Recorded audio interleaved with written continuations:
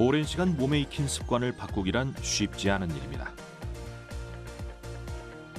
TV를 켜고 휴대폰을 충전하며 전자레인지를 돌리는 등 일상에서 전기 에너지를 사용하는 평범한 습관을 바꾸려 한다면 커다란 전환점이 필요하죠. 에너지를 절약하고 효율화하고 생산하고 그 과정 속에서 또 전력을 생산해서 판매하는 비즈니스 모델까지도 이제 도전을 하고. 에너지 자립이라는 것은 사실은 어떤 사회든 간에 국가적 차원에서도 그렇고 뭐 자그마한 뭐 행정구역 단위에서도 그렇고 한 가정에서도 그렇고 에너지 자립이라는 것은 사실은 꾸준히 추진해 나가야 되는 방향이라고 생각합니다. 우린 지금부터 에너지 자립에 관해 이야기하려 합니다. 내가 쓰는 에너지가 어떻게 생산되고 어떻게 소비되는지, 그 과정에서 에너지를 효율적으로 사용하는 방법이 무엇인지 해답을 찾아볼 겁니다. 더 이상 우리가 사는 세상이 오염되지 않도록 더욱 살기 좋은 세상을 다음 세대에 물려주기 위해 개인이 할 수 있는 노력은 과연 어떤 걸까요? 청정 에너지 시대로의 대전환이 이루어지고 있는 지금, 에너지 자립의 가능성을 짚어볼 필요가 있을 것 같습니다.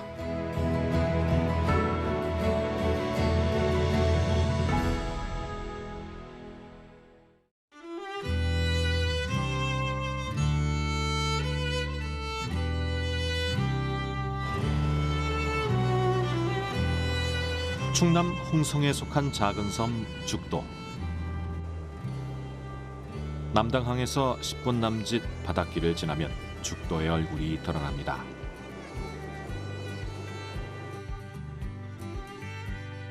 호수처럼 잔잔한 바다, 천수만 한가운데 떠있는 섬.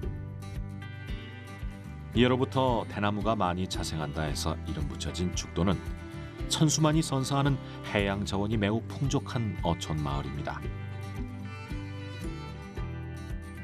하지만 재작년에 개통된 여객선이 오가기 전까진 관광객이 찾기 어려운 곳이기도 했죠. 제작진이 이 섬을 찾아온 이유는 4년 전 이곳에 불어온 특별한 변화 때문인데요. 현재 죽도의 또 다른 이름은 에너지 자립섬입니다. 오염물질의 배출이 없는 친환경 에너지를 통해 필요한 전력을 직접 생산하고 사용하는 곳이죠. 곳곳에 보이는 태양광 패널. 빛으로 에너지를 자급자족하는 이 섬은 우리가 기대하는 에너지 자립이 실현되고 있습니다. 전기 에너지를 이렇게 풍족하게 사용하는 건 예전엔 상상할 수 없었다고 회장하는 이홍준 어촌 계장. 그가 전하는 이야기는 불과 10여 년 전의 일입니다. 전에는 그 동네에서 그 경운기를 돌리는데 그것도 전기를 그냥 밤새 주는 것도 아니고 그게 저녁 식사할 때까지 그렇게 뭐 8시, 9시 이렇게 불을 주면은 11시 요 정도면 나갔다고. 경운기 모터로 생활전기를 만들었던 18년 전.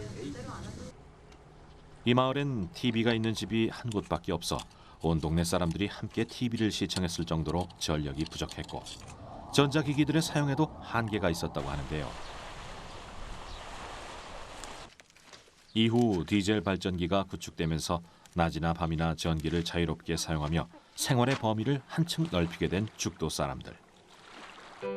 하지만 전기 에너지의 편리함도 잠시, 청정섬인 죽도의 소음과 매연이 심각한 문제로 대두되기 시작했습니다.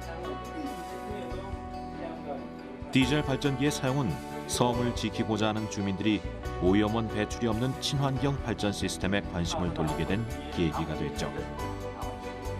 지자체와 에너지 전문 기업체의 적극적인 노력, 그리고 주민들의 의지가 모여 2016년 5월 죽도에 신재생 에너지 발전 시스템이 구축됐습니다. 그렇게 하나의 에너지 자립섬이 탄생하게 된 것이죠. 이곳의 주 에너지원은 태양광. 200kW급 태양광 발전 시설은 평균 발전량이 800kW입니다. 이는 4인 기준 60여 가구가 사용할 수 있는 전력인데요.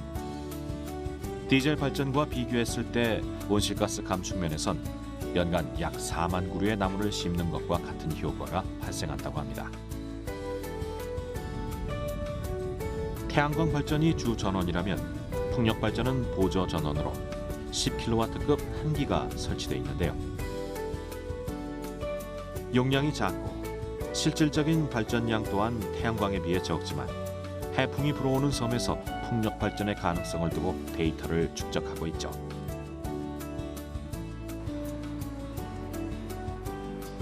이곳은 죽도의 발전 현황을 실시간으로 확인하는 종합관제실입니다. 자연환경의 변화에 따라 시시각각 달라지는 발전 효율을 모니터링하고 어떤 조건에서 발전량이 증가 혹은 감소하는지 데이터 구축을 통해 확인할 수 있는데요. 죽도의 신재생 에너지 융복합 발전 시설이 구축된 지 올해로 4년째. 길지 않은 시간이지만 친환경 발전의 효과는 에너지 자립률 72%라는 수치로 나타나고 있습니다.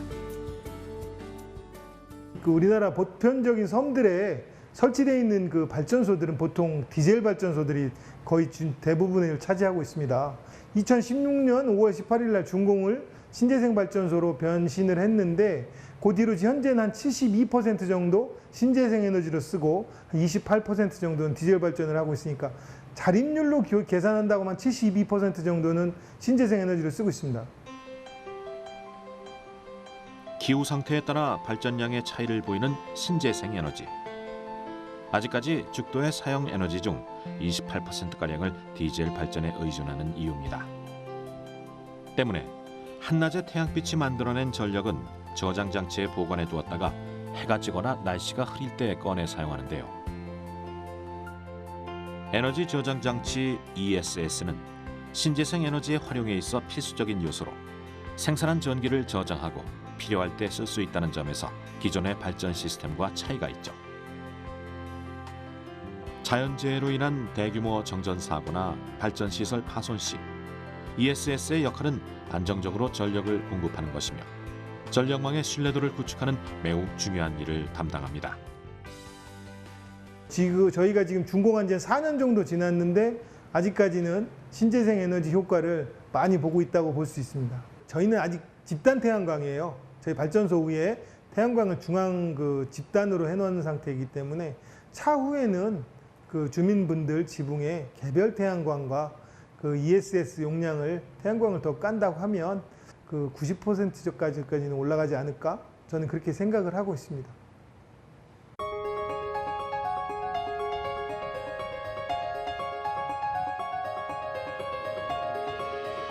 신재생 에너지로 생산한 전력은 마을에 많은 변화를 가져왔습니다. 청정 에너지로 움직이는 에너지 자립섬. 이러한 타이틀은 사람들의 관심을 불러일으켰고 낚시꾼들만 오가는 이곳에 연간 60만 명의 관광객이 찾아오기 시작했죠. 먹을거리, 구경할 거리가 참 많은 죽도에 사람들이 모여들수록 마을 주민들은 전력의 소중함과 편리함을 한 번 더 느낀다고 합니다. 무엇보다 이젠 디젤 발전으로 인한 매연과 바닷물 오염에 노출될 위험이 거의 사라졌으니 이보다 더 좋을 수는 없다고 말하는 이들. 섬 사람들의 마음도 이 섬이 지닌 에너지도 참 풍족한 하루입니다.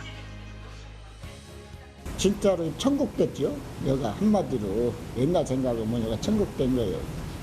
그러니까 여기 지금 전에는 처음 오면은 솔직해서 이 관광객들이 연락으로는 안 했었어요. 그런데 지금 많이 찾잖아요. 에? 그러니까 뭐 여기도 식당도 생기고 뭐 카페도 생기고 참 여기가 천국이 이게 뭐가 천국 이런 데가 천국 된 거지 바로.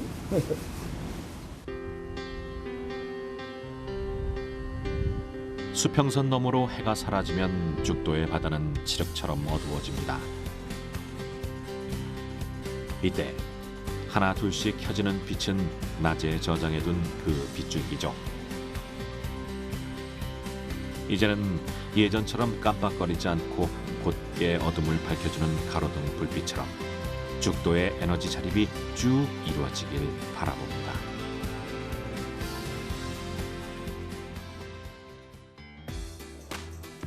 보이지 않지만 우리 생활의 풍요로움을 선사하는 전기 에너지.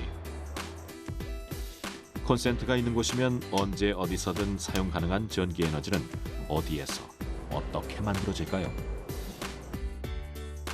우리나라에선 현재 석탄, 천연가스, 원자력, 수력 등으로 전력을 생산합니다.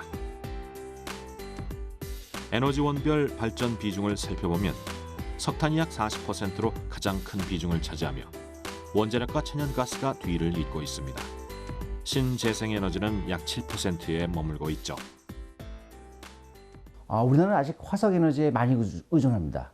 대략 한 석탄에서 나오는 에너지가 한 35% 되고요. 그 다음에 또 이제 가스 발전이 많이 늘고 있습니다. 가스 발전에서 나오는 에너지가 대략 한 25% 정도 되고, 그 다음에 원자력이 25%에서 한 30% 가동률에 따라가지고 그 정도 나오고, 그리고 재생에너지는 아직도 좀 작은 수준에 있습니다. 발전량으로 보면. 그래서 지금 현재 상당히 재생에너지의 설비 용량이 늘어나고 있고, 설비 용량이 늘어나고 있으니까 앞으로 재생에너지를 통한 발전량도 많이 늘어날 것으로 그렇게 예상되고 있습니다. 전기에너지는 에너지원마다 조금씩 발전 방식의 차이가 있지만 대부분 각각의 힘으로 터빈을 돌린다는 공통점이 있습니다. 터빈은 발전기를 구동시키죠. 발전소에선 만들어낸 전기에너지를 송전용 변전소로 보냅니다. 이곳에선 전압을 초고압으로 높이는데 높은 전압으로 전기를 보낼수록 송전 손실이 적어 효율이 높기 때문입니다. 송전용 변전소 다음으로 이동할 장소는 배전용 변전소입니다. 초고압의 전기는 이곳에서 전압을 다시 낮춰 전력을 많이 사용하는 공장으로 보내지고, 가정용 전력은 전봇대의 변압기를 통해 220V로 바뀌어 각 가정으로 보내집니다. 전력 생산 장소에서 최종 소비 지역까지 이 일련의 이동 과정을 중앙 집중형 발전 시스템이라고 합니다. 하지만 신재생 에너지의 경우는 조금 다른데요. 수송 과정에서 발생하는 전력 손실을 최소화할 수 있는 소규모 발전 시스템, 분산 전원이 적용되고 있죠. 전력 산업의 최근 흐름은 신재생 에너지의 활용과 함께 분산 전원을 이용한 마이크로 그리드가 주목받고 있습니다.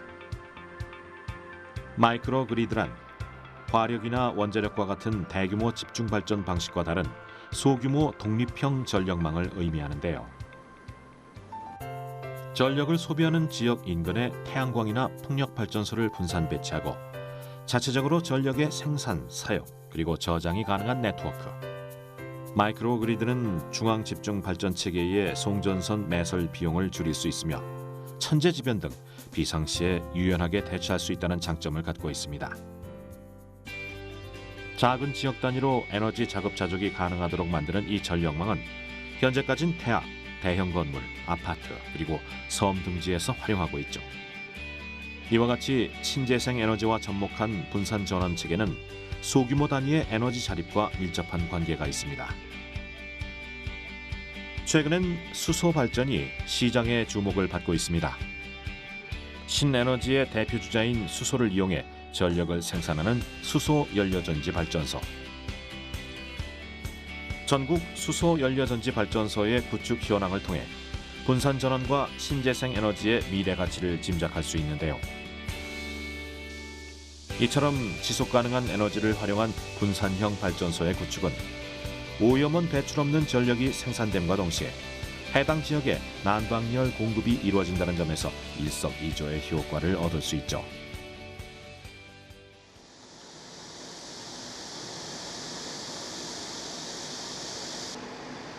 청주시 신대동. 이곳엔 음식물 처리 시설이 자리 잡고 있습니다. 주목할 점은 음식물만 처리하는 것이 아니라 전기도 만들고 열도 생산한다는 겁니다. 청주시의 음식물 쓰레기를 처리하는 과정에서 발전을 하고 이때 발생하는 열로 지역 주민에게 난방열을 무상으로 제공하는 것. 일석삼조 효과를 내는 이 시설에 관해 좀 더 알아보겠습니다. 청주시에서 발생하는 음식물 중에서 고농도의 은폐수를 여기 이 시설로 들여와서 소화조에서 미생물에 의해서 은폐수를 처리합니다. 부가적으로 바이오가스를 발생시켜서 거기에서 발전을 하고 매전을 하면서 거기서 또 그 남는 열을 회수하여 주변의 지역 주민에게 친환경 에너지탄을 운영하면서 134가구에 난방수를 공급하고 있는 시설입니다. 전국에서 발생하는 음식물 쓰레기는 하루 평균 15,000톤. 우리가 매일 섭취하는 음식물이 엄청난 쓰레기를 만들어낸다는 사실은 쓰레기산을 보지 않는 이상 체감하지 못하고 있는 게 현실입니다. 전체 생활 폐기물 중 30% 이상을 차지하는 음식물 쓰레기. 예전엔 땅에 묻거나 바다에 버리기도 했는데요. 이로 인해 환경오염의 심각성이 대두되면서 2013년부터는 해양환경관리법이 발효돼 투기가 금지됐습니다. 이제 음식물 쓰레기는 자원화 시설을 거쳐 사료나 퇴비로 만들거나 바이오가스 생산에 이용하죠. 음식물 쓰레기의 자원화가 본격적으로 이루어지고 있는 지금 그 성과가 조금씩 드러나고 있습니다. 청주시 유기성 폐기물 에너지화 시설에선 음식물 쓰레기에서 나온 은폐수를 활용합니다.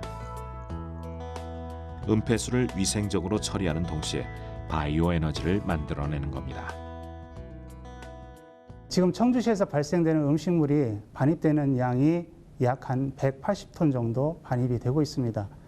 그래서 여기에서 발생되는 은폐수는 약 150에서 160톤 정도 발생이 되고 있고요. 은폐수 중에 그 은폐수를 처리하는 과정이잖아요. 은폐수를 처리하는 게 중요한데 당연히 그 은폐수는 어차피 그 처리를 해야 되고 그 농도가 높은 고농도 유기 물질들을 그 하수 처리장에서 처리할 수 있는 저농도로 이렇게 그 변환시키는 과정에서 하다 보니까 거기에서 발생되는 바이오가스는 바로 그 버려지는 음식물 폐기물에서 에너지를 얻는다는 그런 개념으로 장점으로 생각하고 있습니다.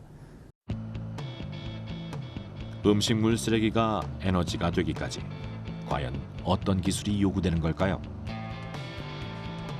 음식물 속 수분을 제거하는 탈수 공정. 커다란 드럼통 속에서 은폐수를 걸러내는 과정인데요. 분리된 고형물은 퇴비용으로 사용됩니다.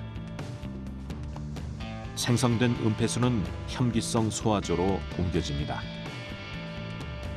혐기성 소화조란 산소가 없는 환경에서 활동하는 미생물을 이용해 은폐수 속 유기물질을 분해하는 공간을 말하죠. 이곳에서 미생물의 분해 작용이 일어나면 어떤 물질이 생성되는데 그것이 바로 메탄가스입니다. 음식물 쓰레기에서 짜낸 은폐수로 천연가스의 주성분인 메탄을 만들어내는데요. 곧바로 열병합 발전소로 보내진 메탄가스는 발전기에 터빈을 돌리고 전기 에너지와 열을 생산합니다. 음식물 쓰레기가 에너지가 되는 전 과정이 한 지역에서 이루어지고 있기 때문에 이러한 열병합 발전이 가능한 겁니다. 음식물 쓰레기를 발효시켜서 그 과정에서 발생하는 가스를 이용해서 발전기를 가동하여 전기를 생산합니다. 그 과정에서 발생하는 폐열을 이용해서 온수를 생산합니다. 그렇게 나오는 온수로 인근 마을 130여 가구에 공급을 하고 있습니다. 음식물 쓰레기 처리 시설과 열병합 발전소 인근에 위치한 마을. 바이오가스 생산 시설이 이 지역에 들어온다고 했을 때 마을 주민들은 어떤 반응을 보였는지 궁금한데요. 당시의 이야기를 들어보니 우려한 것보다 시설 유치에 반대하는 의견이 거의 없었다고 합니다. 은폐수 에너지화 시설에 악취나 오염원 배출 저감 시스템이 구축돼 있어 위생적인 처리가 가능하다는 것을 알았고, 무엇보다 열병합 발전으로 인한 폐열 난방수를 무상으로 공급받을 수 있었기 때문입니다.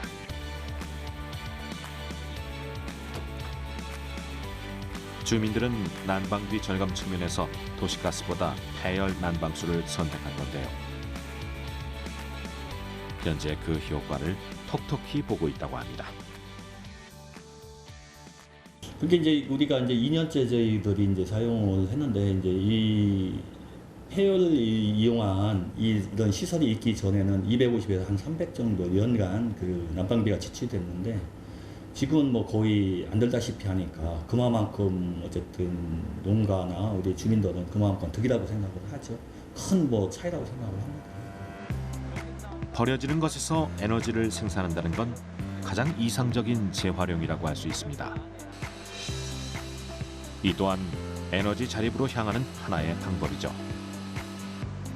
지속 가능한 에너지를 통해 생산과 소비가 균형을 이루는 에너지 자립.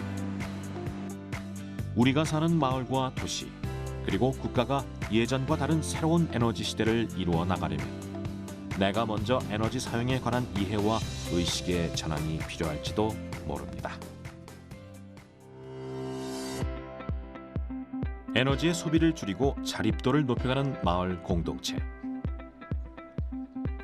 우리는 지금 에너지 자립 마을을 찾아보고 있습니다. 국립에너지 자립 마을은 정부와 지방자치단체의 지원, 그리고 마을 주민의 자발적인 주도 아래 성장해 나가고 있습니다. 그중 서울은 에너지 자립을 선도해 나가는 대표적인 지역입니다. 2012년 원전 하나 줄이기 정책의 일환으로 에너지 자립 마을을 조성하기 시작한 서울에는 현재 100여 곳에 이르는 에너지 자립 마을이 자리하고 있죠. 규모는 작지만 큰 힘을 지닌 지역들. 에너지 자립 마을은 효율적인 에너지 사용을 넘어 기후 변화의 대응책으로 주목받고 있습니다. 청정 에너지 생산이 온실가스 감축 효과로 이어져 환경 위기에 대응하는 힘을 키울 수 있기 때문인데요. 그렇다면 또 어떤 곳에서 에너지 자립이 실현되고 있을까요? 다시 한번 이들의 이야기에 귀 기울여 보겠습니다. 또 다른 에너지 자립 마을을 찾아 떠나는 길.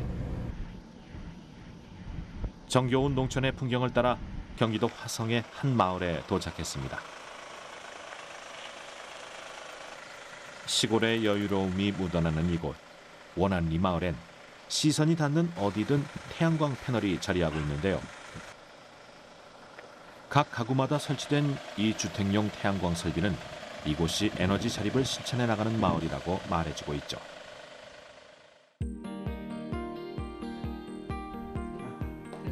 한 마을 주민을 만났습니다. 도시를 떠나 원안리에 정착한 지 이제 8년 차에 접어든 황부희 씨.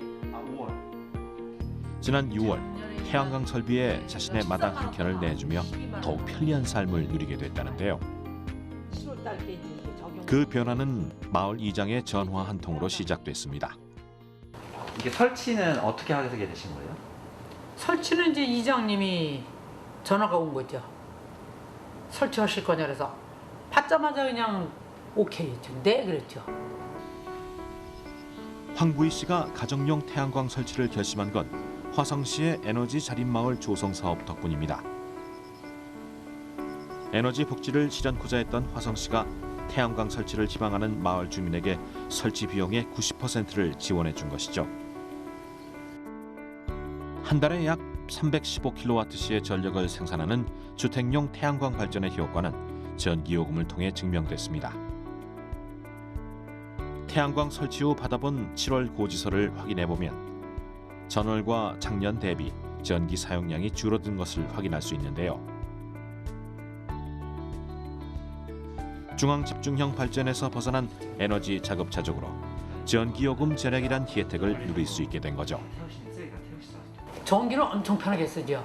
그러니까 바깥으로 보리차나 뭐 이제 이런 물 끓이러 나갈 때 이제 바깥에 나가서 가스를 끓였거든요. 그게 아무래도 좀 싸니까. 근데 지금은 그냥 안에서 인덕션에서 그냥 다 보리차 끓여 먹는 것도 다 끓여 먹어요. 안 들고 나가고. 전기는 우리 생활 가장 가까이에 있는 에너지원입니다. 그만큼 우리에게 큰 편의를 안겨주지만 사용에 따른 비용 걱정이 있는 것 또한 사실인데요. 직접 전기를 생산해 꼭 필요한 곳에 마음 편히 사용하는 일. 그 일상은 에너지 자립 마을에서 현실이 돼가고 있습니다.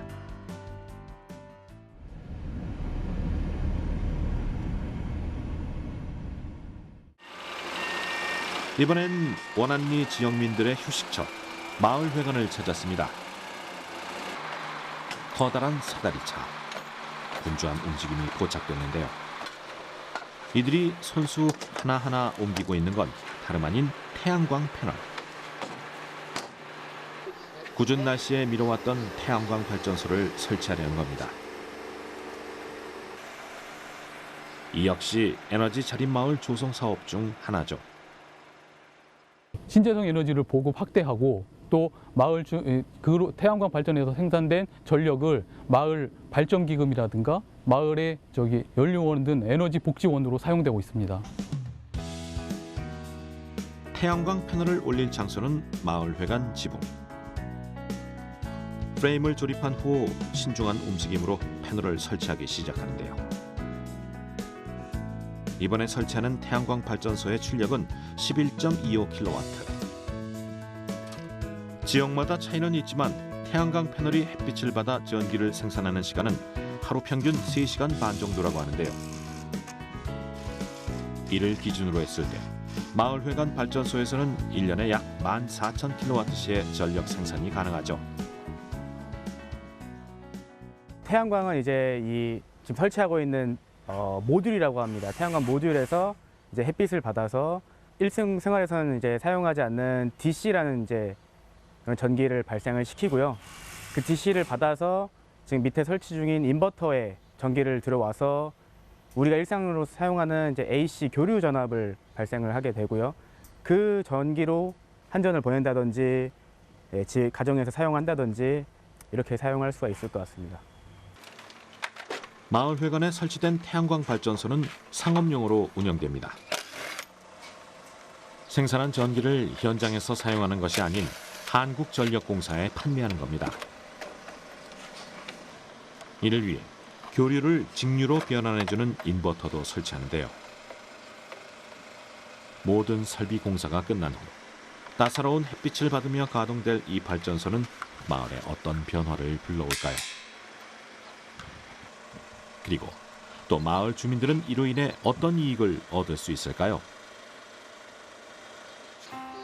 1년 동안 약 14,000kWh의 전기 생산이 가능한 마을회관 발전소. 생산한 전기를 한국전력공사에 판매하면 연간 약 135만 원의 수익이 발생한다고 하는데요. 이 수익금은 마을 발전기금으로 사용될 예정이라고 합니다. 화성시의 지원, 그리고 마을 주민의 참여가 일궈낸 에너지 자립 마을에서 새로운 수익 모델이 창출된 겁니다. 주민들은 오늘도 마을을 비춰주는 햇빛을 양분 삼아 에너지 자립이란 꽃을 피워나갈 수 있겠죠. 저희 화성시에는 2021년도에는 에너지 자립 마을, 에너지 자립 선도 사업, 그다음 융복합 사업 등 신재생 에너지를 보급 확대하기 위해서 더욱 노력할 계획입니다. 소규모 지역에서 스스로 에너지를 생산하고 활용하는 에너지 자립 마을. 분산 전원을 활용한 마이크로 그리드는 에너지 자립 마을이 보다 똑똑하게 전력을 자급자족할 수 있게 하는데요. 신재생 에너지 발전 설비로 전력을 생산하고 이를 저장하는 시스템 ESS는 분산 전원의 활용성을 더욱 높여주는 역할을 합니다. 특히 ESS는 날씨라는 변수를 안고 있는 재생 에너지를 언제든 공급할 수 있게 하죠. 정전이 됐을 때 혹은 궂은 날씨로 인해 필요한 만큼의 전력을 생산하지 못한 경우 등 문제 사항에 대비할 수 있게 하는 건데요. 이로써 수요자의 안정적인 에너지 수급이 보장되는 거죠. 이외에도 신재생 에너지를 활용하는 분산 전환은 환경 오염 감소에 도움을 준다는 장점이 있습니다. 특히 태양광 발전의 온실가스 배출량은 석탄 발전의 3%밖에 되지 않는 수치를 보입니다. 이는 다른 에너지원과 비교해도 확연히 낮은 수치인데요. 에너지 전환의 중심에 서 있는 지금, 우리가 분산 전환 그리고 에너지 자립에 집중해야 할 필요성을 말해주고 있죠.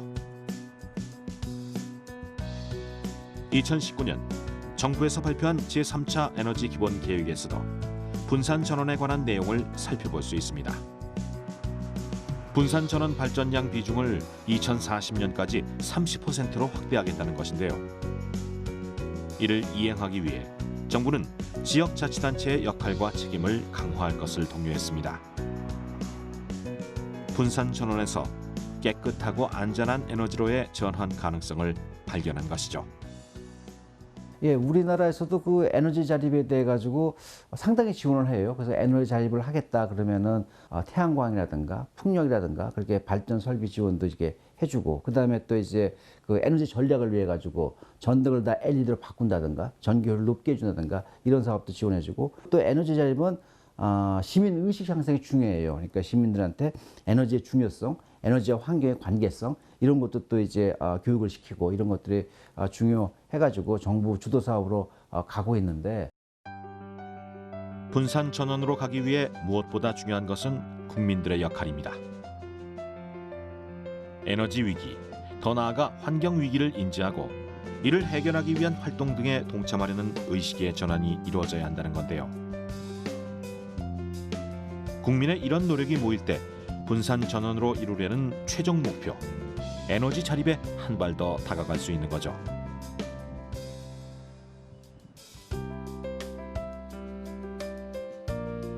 각종 건물이 빼곡히 들어서 있는 곳. 이곳은 서울시 상도동에 자리한 성대골 에너지 자립 마을입니다. 건물 수만큼이나 많은 주민들이 에너지 자립에 동참하고 있는 것이죠.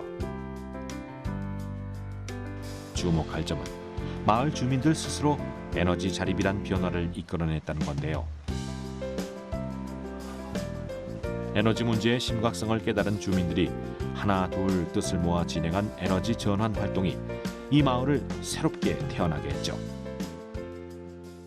저희는 기본적으로 에너지 전환 운동, 지금까지는 온실가스 배출을 계속 촉진할 수밖에 없는 그런 시스템과 에너지원을 썼다면 온실가스 배출을 좀 감소시키고 될 수 있으면 환경의 피해가 좀 덜 가는 에너지를 쓰고, 그리고 기본적으로 에너지를 좀 최대한 절감을 하는 것을 목적으로 활동을 해오고 있습니다.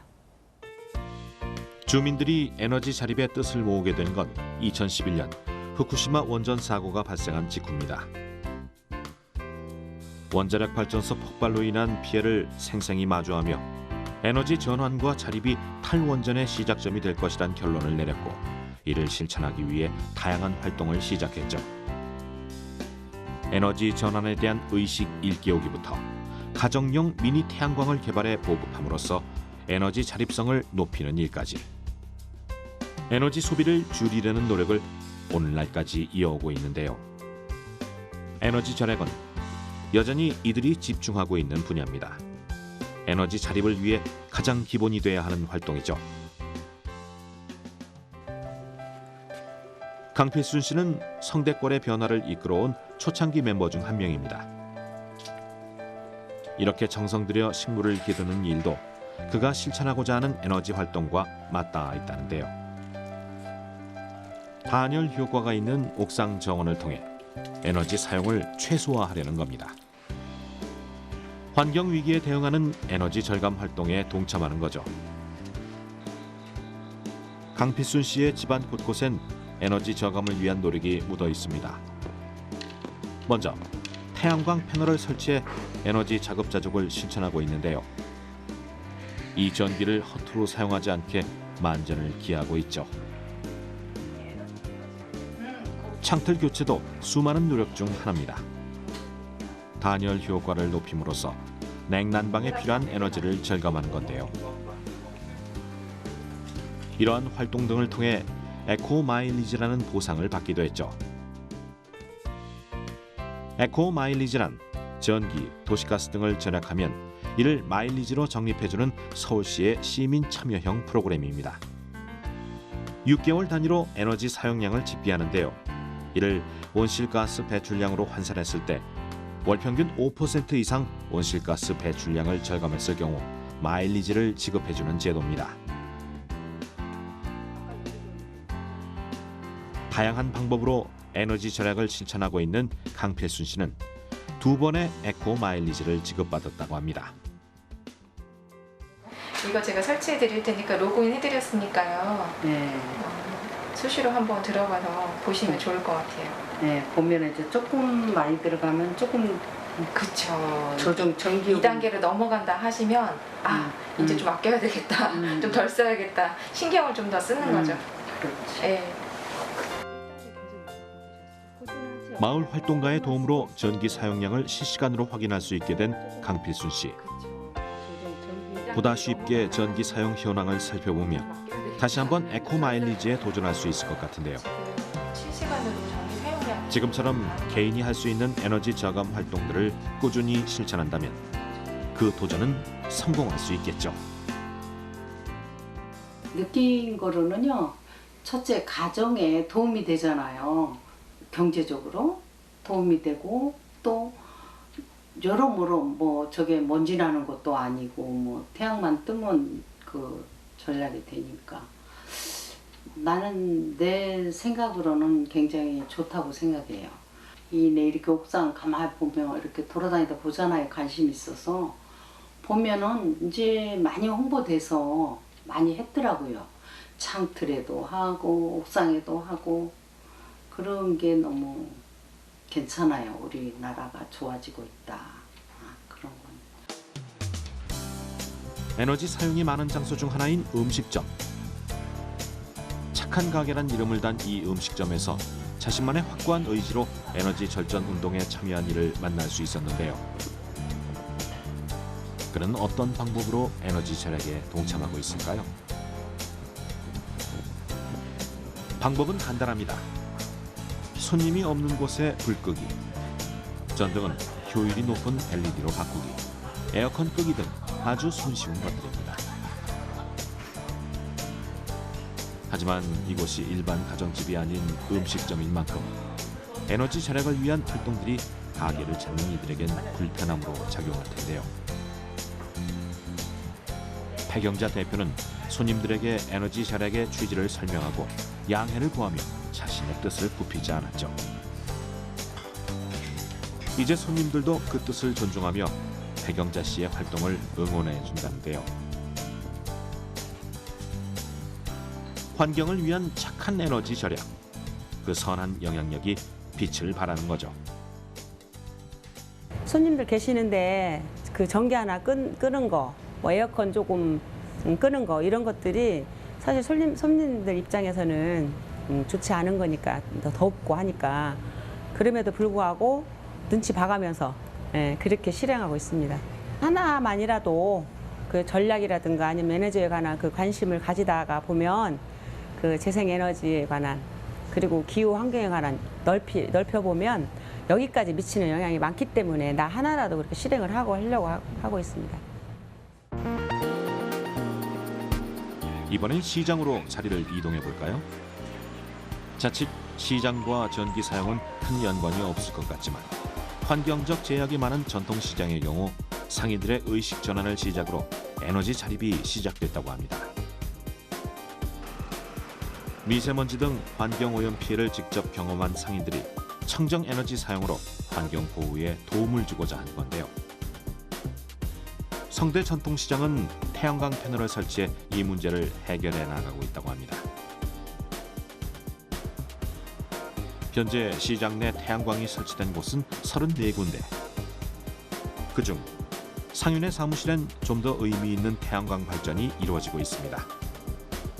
에너지 협동조합을 설립한 상인들과 마을 주민들이 자동차 배터리에 ESS 역할을 부여해 저장해둔 에너지를 사용하는 등의 연구를 시행하고 있기 때문인데요. 진정한 에너지 자립을 실현하기 위한 분산 전원 실험. 의식 전환이 불러온 착한 도전이 성공한다면 더 효율적인 에너지 사용이 가능해지겠죠. 금전적 이익 때문에 한 게 아니라 마음가짐이었죠.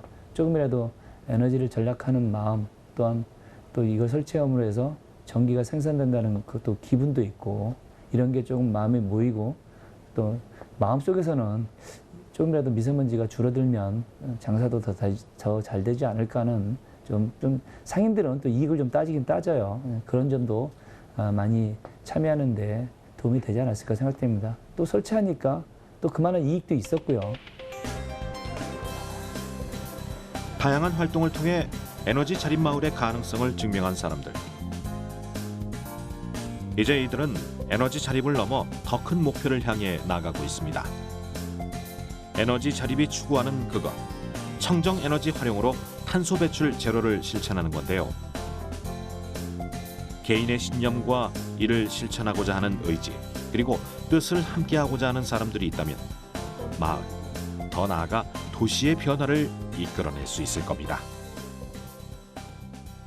그래서 이 도시 환경이 오히려 더 그런 기후위기나 문제의식으로부터 멀어지게 하는 이런 문제에 대해서 계속해서 이제 각성할 수 있도록 홍보하고 교육하고 그런 활동들을 하면서 앞서 얘기한 에너지 저원환이 초창기에는 목표였다면 지금은 전반적으로 우리 마을에서 배출되는 탄소 양을 감소시키는데 최선을 다해서 집중해서 해보려고 합니다. 전력 자급자족을 이뤄낸 에너지 자립 섬에서부터 마을 주민의 의식 전환에서 시작된 에너지 자립 마을까지 우리는 에너지 자립으로 가는 조건과 방법을 알아봤습니다. 그리고 그 끝에서 우리를 기다리고 있는 건 효율적인 전력 수급과 깨끗한 자연 환경이란 것을 확인할 수 있었는데요. 에너지 대전환의 중심에 서 있는 지금, 에너지 자립은 우리가 나아가야 할 방향의 길잡이가 돼줄 수 있을 겁니다. 꾸준히 추진해 나가야 되는 방향이라고 생각합니다. 그러한 관점에서 정부가 이걸 지원하고 이걸 시민의식을 깨우치고 하는 것은 바람직합니다. 하지만 이것이 정부가 계속 지원하고 보조금을 지급하고 이렇게 가서 추진하는 것은 지속 가능성에 있어 가지고 쉽지 않은 문제예요. 이러한 점을 갖다 어떻게 타개할 것인가, 이건 정부의 과제라고 생각을 합니다. 지구온난화와 같은 기후위기는 우리에게 환경을 보호하라는 커다란 숙제를 안겨줬는데요. 이 숙제를 해결할 수 있는 에너지 자립을 시행하기 위해 선행돼야 할 것이 있습니다. 시대적 요구에 관심을 가지는 일. 이것이 변화의 시대, 그 중심에 살아가는 우리에게 필요한 자세가 아닐까요?